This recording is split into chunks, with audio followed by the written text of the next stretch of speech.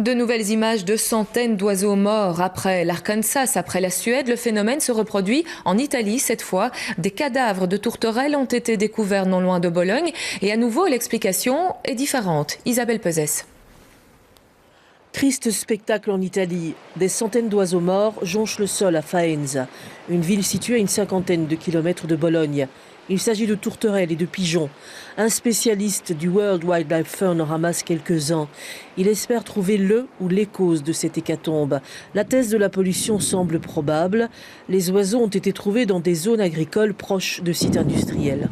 Les ornithologues italiens ont découvert, ont observé que dans le bec, que fréquemment dans le bec de ces tourterelles, du bec de ces tourterelles coulait une substance bleuâtre. Et évidemment, ceci me fait penser aux substances dont on enrobe les graines, et c'est un insecticide à usage agricole excessivement puissant. Et si cette graine enrobée est directement consommée par un oiseau comme une tourterelle, c'est réellement un poison violent. On se souvient que le 1er janvier, une pluie d'oiseaux morts s'était abattue dans une petite ville de l'Arkansas aux États-Unis. Quelques jours plus tard, c'est la Suède qui était touchée par ce phénomène. Certains s'inquiètent et y voient un mauvais présage. Oui, je ne vois absolument aucune raison de s'affoler. Je pense qu'il y a simplement une coïncidence de temps. Je dirais aussi qu'on est à l'heure du multimédia et de la communication globale et que les informations circulent beaucoup plus vite aujourd'hui qu'elles ne circulaient il y a quelques années. Donc je pense qu'avant tout, c'est tout à fait conjoncturel et c'est lié au fait qu'on s'y est intéressé et qu'on essaye de relier des événements qui, a priori, n'ont rien à voir les uns entre les autres. La fin du monde n'est donc pas pour tout de suite. Et on parle encore d'enlèvement de ressortissants occidentaux au Niger. 2 hommes, vraisemblablement 2 Français, ont été kidnappés hier soir dans un restaurant de la capitale, Niamey. La police des frontières est en état d'alerte. La contestation, toujours en Algérie. La population manifeste sa colère contre le coût de la vie et contre le chômage. Plusieurs sources parlent d'un jeune homme de 18 ans tué par balle lors d'affrontements avec la police. Si ce décès se confirme, il s'agira du premier depuis le début des violences dans le pays. Tout à l'heure, nous parlions des inondations en Belgique. Rien de comparable avec la situation en Australie. Là, des milliers d'habitants ont fui leurs maisons et les zones inondées. On l'a déjà dit, mais c'est impressionnant. L'eau a envahi une surface aussi grande que la France et l'Allemagne réunies. Et les prévisions ne sont guère optimistes. Isabelle Oizen.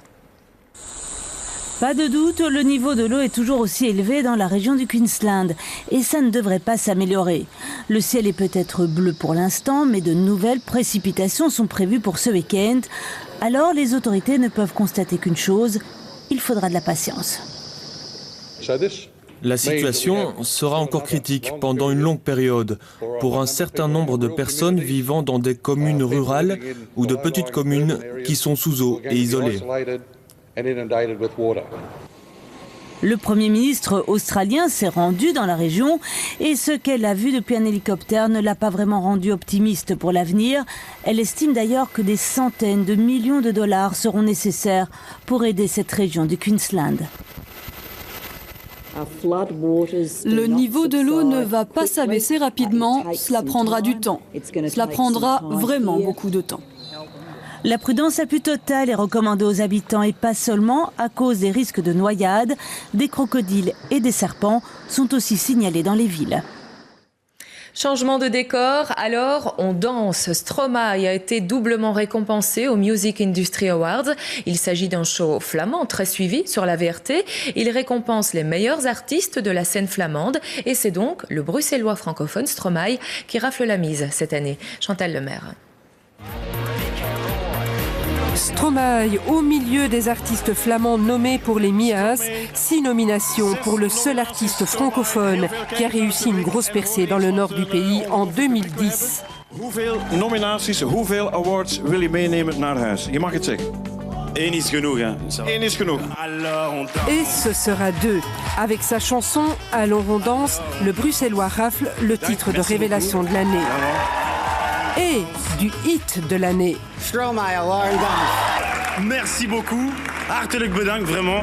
Je suis heureux d'avoir gagné d'abord le Doorbraak avant le hit van het jaar parce que fatalement vous connaissez Alors on danse et je suis heureux d'avoir été soutenu dans l'entièreté de mon œuvre. Et j'ai oublié Ik heb de publiek vergeten. Dus hartelijk bedankt aan het publiek. Merci beaucoup, vraiment. Merci. En concurrence avec des artistes flamands très populaires, il savoure avec lucidité. J'étais quand même super étonné de voir que le morceau avait pris d'abord en France, en Allemagne, il avait fait tout le tour, et puis après il est arrivé en Flandre tout à la fin. Mais mieux vaut tard que jamais au final, et je suis quand même nominé 6 fois ici. Cette reconnaissance du public et du secteur flamand de la musique gonfle encore le succès qu'il a dans le sud du pays et aussi à l'étranger. Parlons sport, tennis. La Belgique joue en ce moment la finale de la Hopman Cup en Australie. Elle se déroule en 3 temps et c'est un partout pour l'instant entre les États-Unis et l'équipe belge. Justine Henin a remporté le premier simple. Elle a battu l'américaine Bethany Mattek-Sands en 2-7, 7-6, 6-3. Ensuite, Ruben Bemelman s'est incliné lors de la deuxième rencontre. Notre compatriote a perdu en 2 manches contre le géant américain John Isner, 6-3, 6-4. Le double mixte sera donc décisif. Et en tennis, toujours pas de 4e titre pour Janina Wickmeyer. La joueuse belge s'est inclinée cette nuit en finale du tournoi d'Auckland en Nouvelle-Zélande. Une défaite en 2-7, 6-3, 6-3 contre la hongroise Greta Arn. Au Dakar, fin de la première semaine de course, journée de repos pour les participants aujourd'hui. Et elle fera du bien après la traversée du désert d'Atacama, une région que connaissent bien les concurrents chiliens comme les frères Proens. Ils participent à leur 3e Dakar dans la catégorie moto. C'est une rencontre signée Yves Peters et Olivier Gaspard.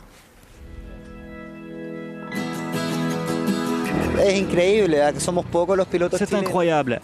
Il y a très peu de pilotes chiliens, on reçoit beaucoup d'affection. C'est comme si on courait avec tout un pays derrière nous. On a beaucoup de responsabilités. Il y a des gens qui vivent la course à travers nous. Les frères Proens profitent de chaque instant. Rémé, Felipe, comme tous les Chiliens sur la course, sont l'espace de 15 jours les stars de toute une nation. Au Chili et en Amérique du Sud en général, il n'y a que le foot. Petit à petit, le Dakar rentre dans le cœur des gens. Année après année, c'est de plus en plus populaire. Le Dakar qui profite au Chili du désert d'Atacama. Un endroit magnifique, un terrain de jeu extraordinaire pour la pratique du rallye raid. C'est un endroit unique au monde. C'est impressionnant, étrange, démesuré. Et pour moi, c'est l'endroit où j'ai appris la moto. Petit, mon père m'emmenait ici pour rouler dans les dunes. Je me sens bien dans ces lieux. C'est un endroit magnifique. Sur la piste, chacun des frères Proens fait sa course. Au bivouac, ils sont inséparables. Leur objectif, s'approcher tous les deux du top 20 et rallier Buenos Aires. La famille souffre. Elle n'a pas un fou, mais 2 fous qui font le Dakar. Ce seront nos premiers fans, bien sûr. Ils souffrent, mais ils savent qu'ils ont 2 fils responsables et tranquilles. Ça fait 3 ans maintenant que les Proens participent à la course la plus éprouvante du monde. C'était un rêve. Je ne pouvais jamais m'imaginer que je pourrais participer un jour au Dakar. Et quand Dakar est arrivé ici en Amérique du Sud, c'était une opportunité qu'on ne pouvait pas laisser passer. Rémé et Felipe aimeraient maintenant réaliser un autre rêve, prendre un jour part à l'épreuve, là où tout a commencé. J'ai couru 3 Dakar en Amérique du Sud. Un jour, j'aimerais courir en Afrique. Et voilà qui referme ce journal. Merci à vous de nous suivre. Passez un bel après-midi. Toute l'équipe du JT vous donne rendez-vous ce soir à 19h30. Merci.